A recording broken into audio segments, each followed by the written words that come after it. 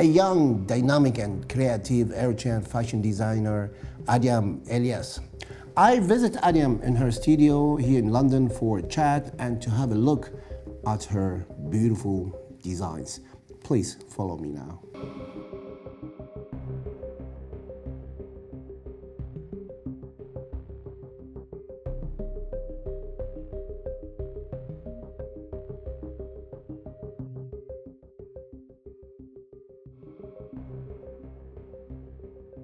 Up until now, I've been doing dresses, shirts, trousers, mostly made of lightweight garments, mainly because I've been exposed to lightweight fabrics, I think. Then we had tailors who would just cut out fabrics and then make it from scratch, just measuring them.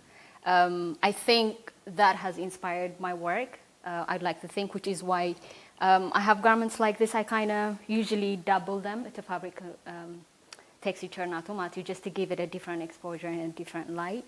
But yeah, I think I started off with Vancouver Fashion Week, which is in Canada. They do it yearly. They have the spring, summer, and autumn and winter.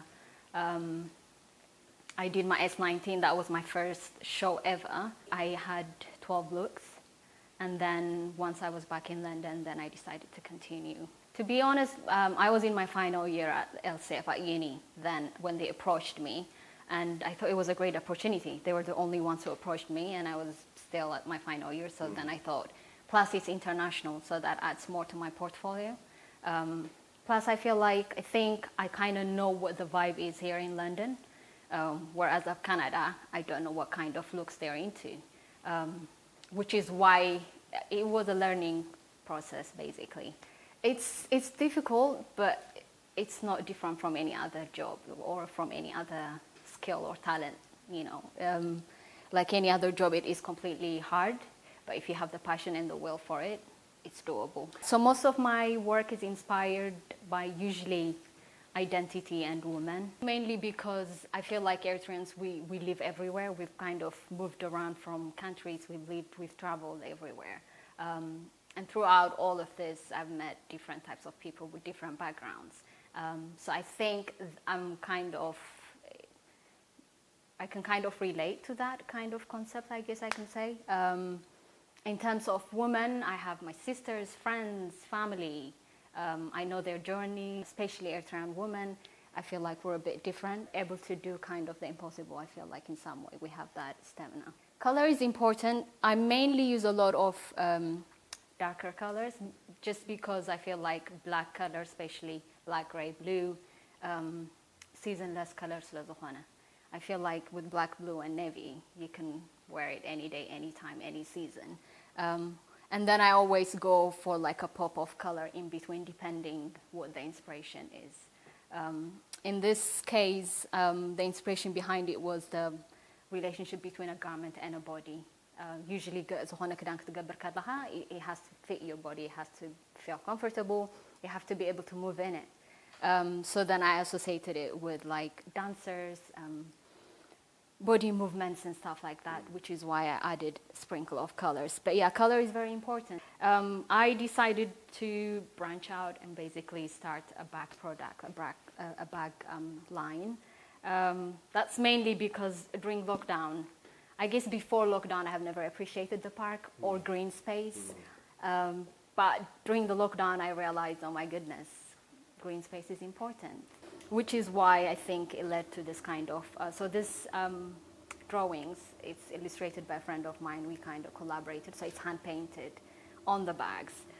So we're launching them end of the month. They are vegan bags, so ethically sourced. Yeah, so it's a new adventure. This year has been like it's been like a pause button for everybody.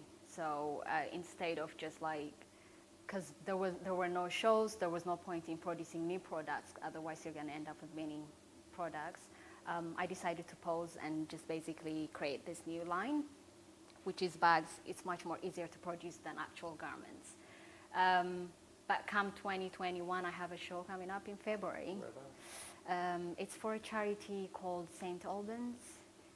So they do it every year, and they gather designers, and then you show, they use the money for charitable causes, basically, which I think is a great opportunity for me and also for them.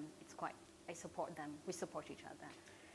Yeah, I mean, I think we've said it all, but it's basically, I know people look at fashion and they think it's trendy and glamorous, but there's more behind it.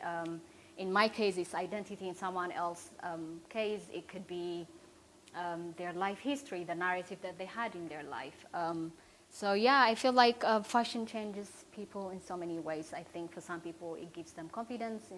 In some instances, it just gives you more option or platform to be yourself, basically. Well, I think the trendy thing is Instagram, which is if you can find me on Instagram, Adiam Elias, which is my first name and last name, or I am on a platform with many other designers called Not Just a Label. I'm sure you can give them the link or attach the link, but you can purchase any of these garments online. If you're in London, I'm stocked in two stores, which is one is in Shoreditch, and the other one is in St. James Street, which is Regent Street. I want to kind of maybe send out a motivation if there's any other Eritrean who's trying to figure out if they should pursue a career or like a path in fashion. I know culturally we're always advised to do a job that can provide stability, a job that can provide a good salary.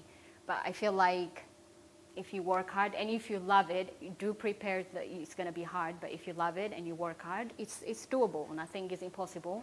And I feel like if you are contemplating that idea, just go for it. Ask a million questions. Be sure you want to do it and continue it. But yeah, you can do it. I am glad to see all your collections. On behalf of EmbassyMedia and all the followers of EmbassyMedia, we wish you all the best. Thank you. And I'm sure we're going to meet again to see more of your collections. Definitely. Thank you. And I would like to thank you and everyone here who's worked hard. Thank you so much. Yeah.